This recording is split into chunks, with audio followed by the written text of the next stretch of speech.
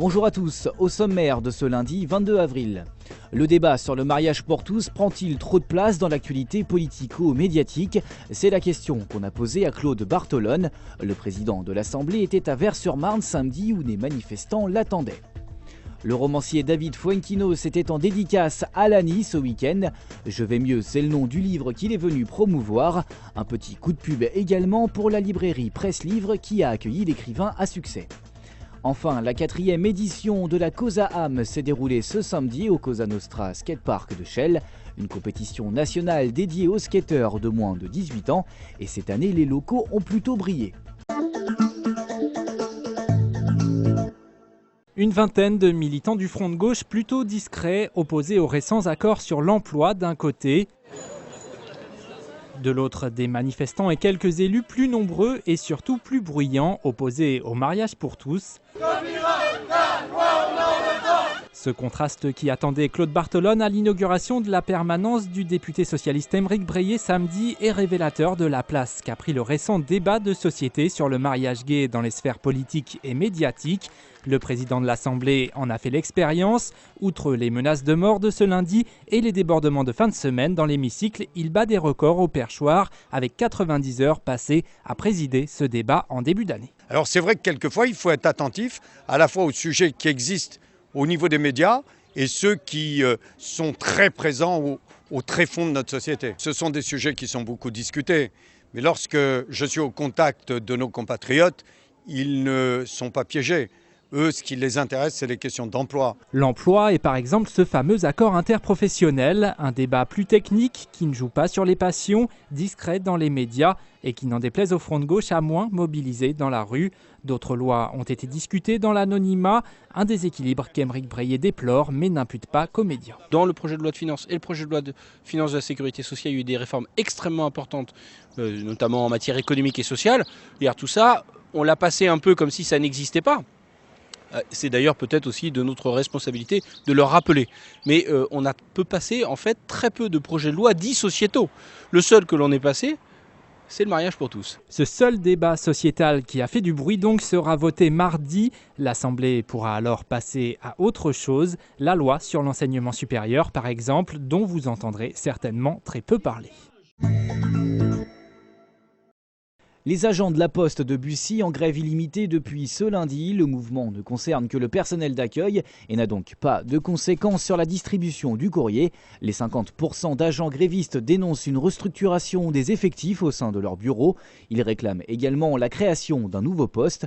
Le mouvement sera reconduit mardi. Le bureau de Bussy reste tout de même ouvert. Il est beau, il est sympa et c'est l'un des plus gros vendeurs de romans en France. David Fuenquinos, l'auteur de La Délicatesse, était à Lagny samedi après-midi à la librairie Presse Livre. Le romancier est venu dédicacer son petit dernier intitulé, vous l'avez deviné, Je vais mieux.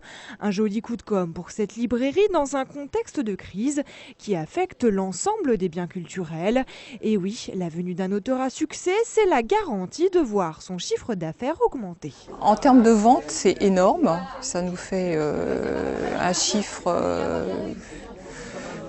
d'une semaine à peu près en librairie, je ne parle pas de la presse et de la papeterie. Et ça se fait, on le ressent aujourd'hui, on le ressentira la semaine d'après encore parce que les gens viendront continuer à l'acheter. Comme il est déjà venu dans la librairie il y a 1 an et demi, qu'il est déjà venu aussi au cinéma pour présenter son livre, il est considéré un petit peu comme quelqu'un du quartier, enfin, les gens l'aiment beaucoup donc ils achètent d'autant plus son livre. Mais le livre en général, fait-il vendre? La librairie touche en moyenne 30% sur chaque ouvrage. Exemple, en achetant ce livre à 19,50 €, c'est 5,85 € qui vont dans la poche du libraire. Quant aux auteurs, ils touchent entre 8 et 18%, des taux qui varient selon la renommée de l'écrivain. J'ai eu vraiment du succès à partir de La Délicatesse, qui était mon 8e roman. Avant, mes livres ne se vendaient pas forcément, mais je pouvais vivre de l'écriture, voilà, en n'ayant pas des besoins démesurés. Donc après, ça reste quand même plutôt rare, plutôt difficile de pouvoir vivre du métier d'écrivain.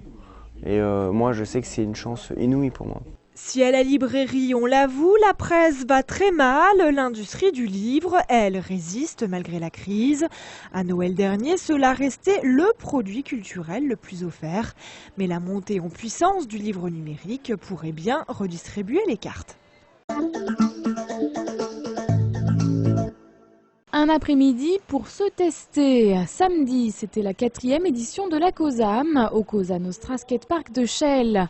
Un contest national de skate réservé aux moins de 18 ans. 4 catégories, 2 minutes pour s'exprimer devant 5 juges.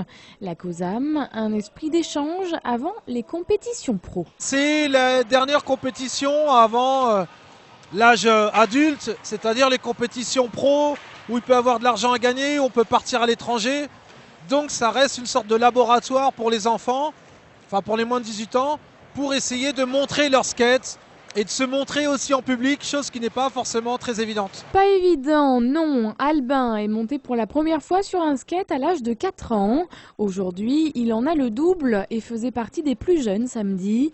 S'il n'a pas réussi à se qualifier, il considère avoir fait un bon run. La clé de la réussite pour lui, ne rien lâcher. C'est difficile parce que tout est difficile.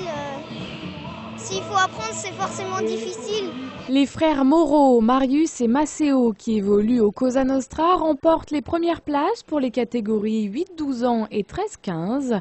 Le contest a accueilli une centaine de skateurs et 60 inscrits. La ville de Bussy organisait son 2e forum des langues étrangères ce samedi, l'occasion de travailler son anglais ou de s'initier à des langues moins connues comme le berbère ou le catalan. Toutes les méthodes étaient bonnes pour repartir avec quelques mots de vocabulaire en poche. L'approche ludique, visuelle ou encore théâtrale avec pour la première fois cette année un atelier dédié au langage des signes. On termine avec du sport et le 17e meeting d'athlétisme de Torcy. L'événement a rassemblé près de 300 participants, parmi les épreuves du saut en hauteur ou à la perche, du lancer de poids, de disque et de javelot, et puis évidemment la discipline reine, le 100 mètres. En tout, 136 coureurs se sont alignés sur cette épreuve. Le record du meeting, qui est de 10 secondes 39, n'a pas été battu. Ne zappez pas, à suivre le journal des sports, au programme du foot avec un zoom sur l'équipe U17 de Torcy qui signe une saison historique en championnat de France. Et puis en rugby, Ponto disputait le premier match des playoffs contre Drancy ce week-end en Fédéral 3 et il y avait du beau jeu.